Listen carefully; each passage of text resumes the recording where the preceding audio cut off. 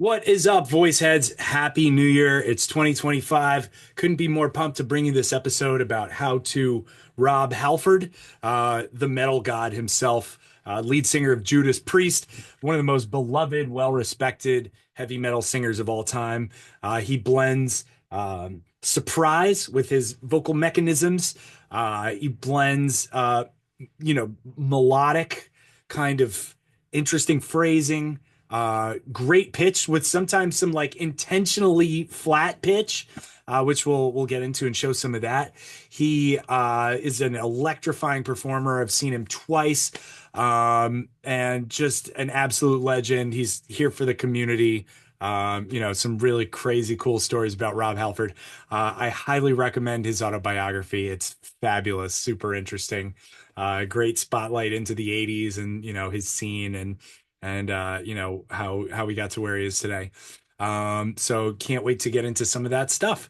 I haven't released anything in a couple of days or weeks.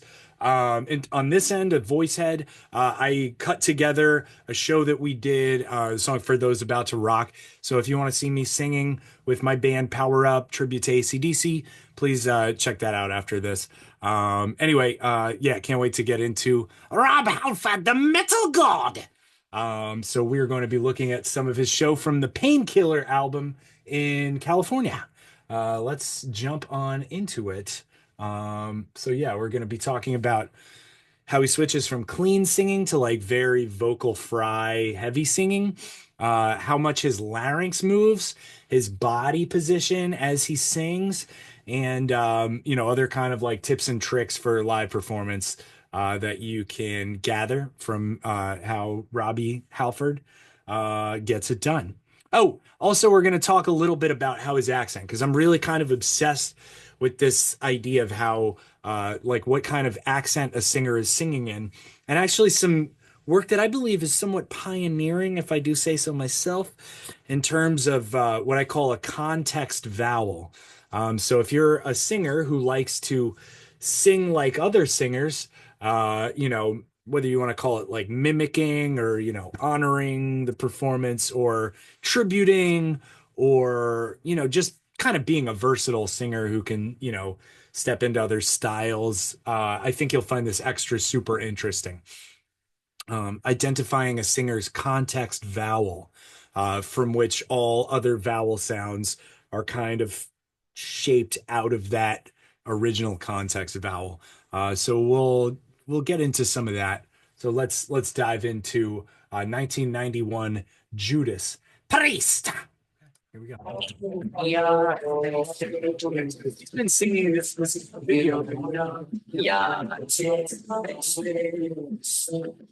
You're defenseless. So he'll kind of rise into this very compressed, very tight vocal mechanism. And again, you don't really want to be tight. You don't want to think of it, but it certainly sounds that way, right? This is a delicious beverage of pomegranate juice and seltzer, which everyone doing a dry January deserves to refresh them. I'd like to say it has some additional singing properties, but I don't know. It's delicious. Try it out for yourself. When you run for cover. So you hear you can cover. He's in a light enough mechanism that he can get kind of a legit vibrato on there. Um, and then obviously tightens up. Check out his three, treat, five. Okay, so there, treat. There he's using, of course, false vocal cords. You can't retweet. Is he saying you can't retweet? I don't think so, because it was 1991. Anyway, uh, you'll notice that his posture is fairly upright over here, which as we progress, he gets into like his metal hunch. But right now, as he's in this kind of lower stuff, a little bit more ballad feeling material, beneath all the growls.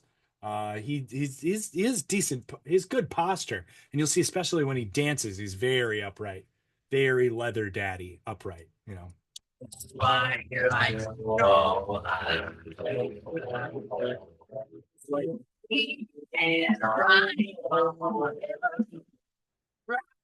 You know, now he's getting into his vocal fry.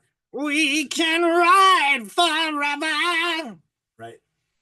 He was even less twangy. He was more chill about it there because you know he goes all over the spectrum here. Yeah.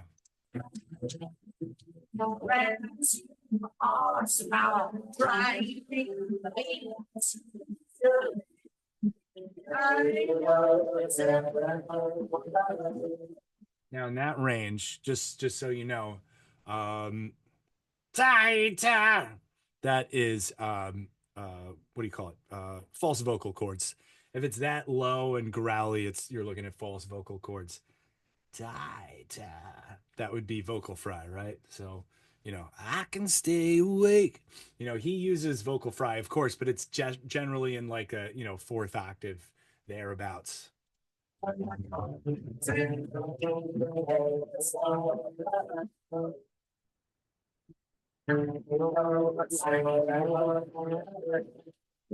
Stars you help Christ. You showed up closer.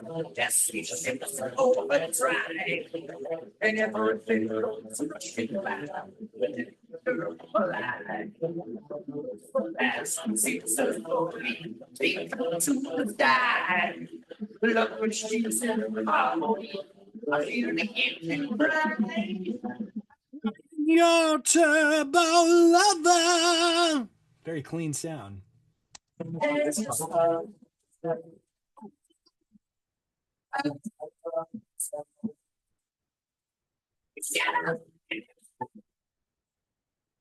Okay, so as we get into this part, you'll notice he gets into his power hunch. You can see his abs are dynamically tight, not locking up, not like about to get punched in the belly, but there's a compression coming from low down, along with the and again, don't freak out when I say tightness in the throat. I mean that is what compression is the percentage of time that your vocal folds are closed compared to open. If I'm like this, you know, the chords are vibrating at the same speed because it's producing the same note. If I'm or if I'm like right, they're vibrating at the same speed. I know that because it's producing the same pitch. But the why one sound is more aggressive is because the amount of time those vocal folds are pressed together is longer. So Rob Halford does a lot of compression. So anyway, that's what you're hearing there.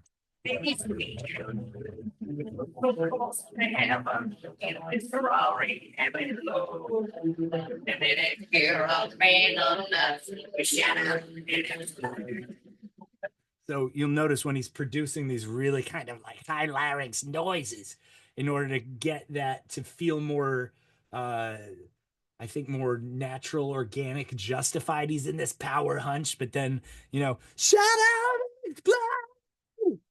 Um, he's producing a way better tone than I am. But you'll see he stands up, that he gets out of this roaring heavy load, you know, and then he shut out and explode. Kind of a more opera sound, and the more opera stance goes with it. Enjoy. Back a little bit.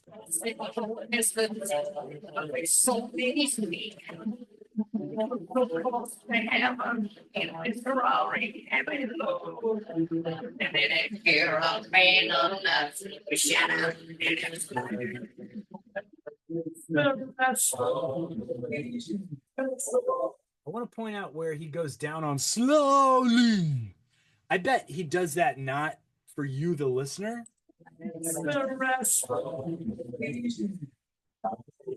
Slowly, right? I believe he does that to decompress his larynx in order to give it a chance to kind of rest and recuperate for all the high larynx stuff that he's going to be doing throughout the rest of the set. So I know that I as a singer, you know, when I'm doing a lot of high larynx stuff, because that's mostly the kind of singing that I'm like drawn to, certainly with AC/DC, that's what I do a lot of. It's very important to help your larynx find equilibrium, to help kind of like rest and recover, and also to just kind of protect your vocal cords. That really, ideally, as much as you're doing the high layering stuff, you're doing just as much low layering stuff.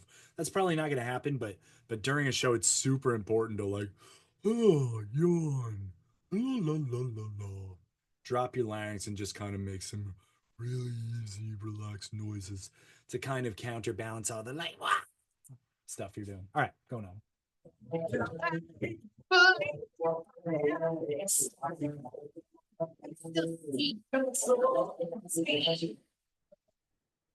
Once you get yourself right.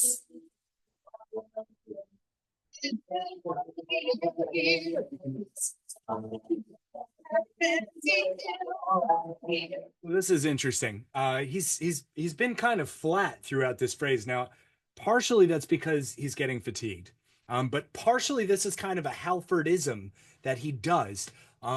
He's kind of like demonstrating that he cares more about the register that he's singing in than like getting every single little note just perfect and right on pitch. He'll sing flat to prove to you that he's going for the technique over the note. And this is something that I'll teach with my students as we're developing a stronger chest voice that can go higher into kind of a chest dominant mix. So if you're working with me, we'll be using the syllable g in order to kind of make sure that we're in the mechanism that we want to be working on. So we'll do something like gug gug gug gug gug gug gug gug gug gug gug gug gug gug gug gug gug gug gug, and right as you get to that kind of like like depending on where you're at, but like a you know G3 into like all the way up there into like a B flat 4, which is kind of like where the professional male singing voice tends to run out of steam in its chest voice and have to lighten up into a lighter mechanism. um, uh, you might find yourself going, doing stuff like that. And I'll be like, listen, just stay with the technique, even if your voice goes flat. And so that's kind of what he's doing here. Yeah. Without warning, you'll hear gug gug gug gug gug gug. Without warning, you'll hear gug gug gug gug gug gug. Right. And so if he's going gug gug gug gug gug gug, it doesn't matter. He's just going to stay with the mechanism that he wants to use and hit you with for this pre-chorus. Very cool. Evil. It's supposed to be evil, right? The notes anyway. But you'll know I can't resist your touch of evil.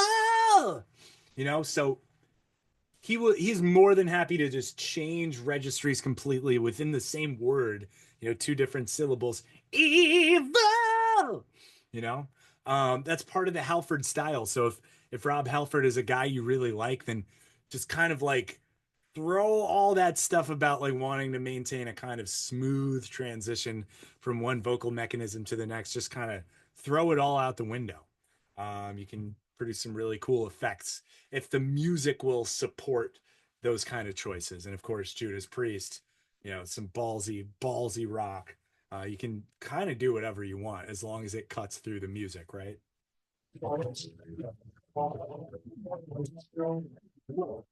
So he's in his kind of like power hunch when he's evil, right? You'll see his spine go from like this thing to like a more upright thing in his chest voice, and then when he's just dancing, I mean, look at this. He's back to leather daddy. All right, let us continue.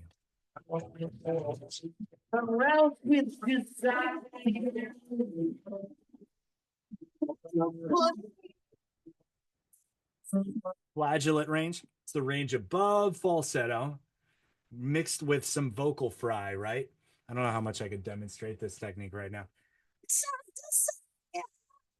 But you can see he's he's up there. He's using flageolet with this sandpapery, creaky vocal fry. The key to this is starting really, really, really light. Just see if you can add 1% vocal fry on this stuff. It goes a long way up here, especially on a microphone, especially with reverb and all that. It really doesn't, a little dabble do you. So yeah, if you're not in this position, don't even try. This position, this hunched over. If you're not in that position, you can't make these kind of sounds. You got to get into that, you know? Maybe take it down a half step for us mortals. Probably. All right. Now, now that, what is that? A, B. That is B. There's a much kind of heavier, and I use that in quotes because obviously this is a very hardcore sound. There's like heavier ways to hit this note. He's making this note sound higher than it actually is based on the way he's singing it, that it's so, kind of like pure reinforced falsetto voice. So that's another interesting thing you can do. And then you can put in little surprises when you add just a little bit of chesty weight to things. But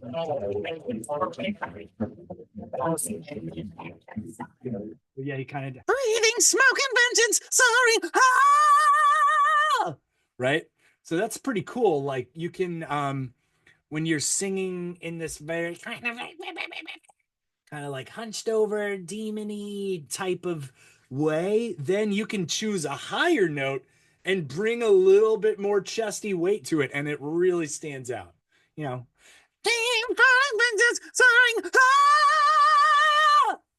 right?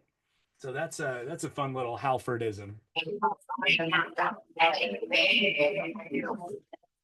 Studio album, he hits the what is that, a fifth? Yeah, he's hitting that. What is that? He's hitting the B. He's doing something like that, right?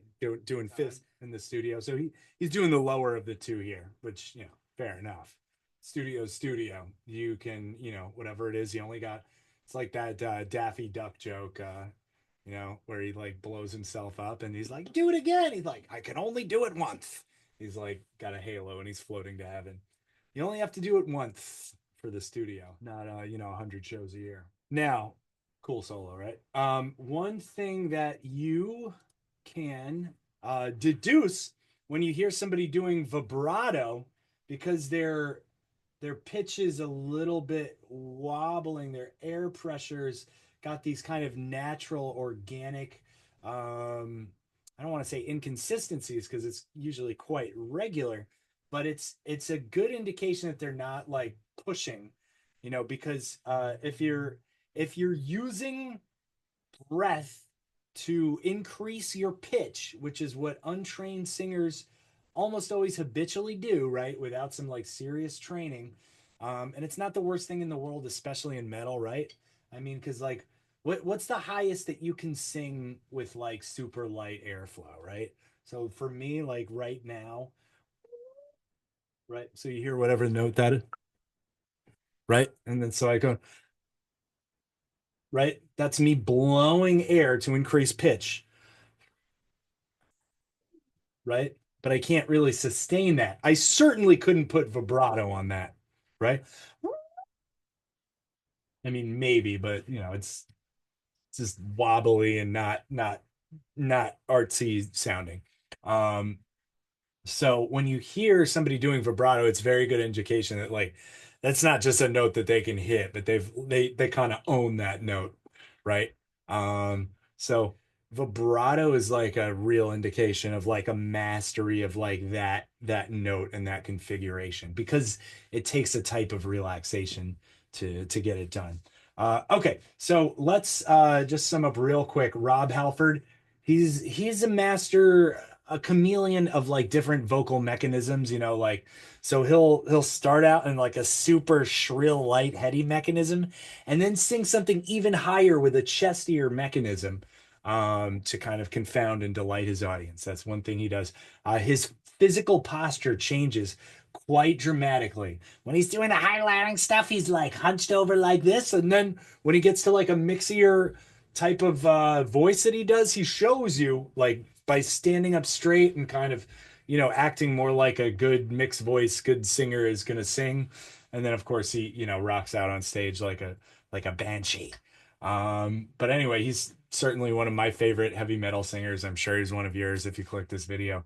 So please let me know if there's anything else that is like a technique of his that we can learn from.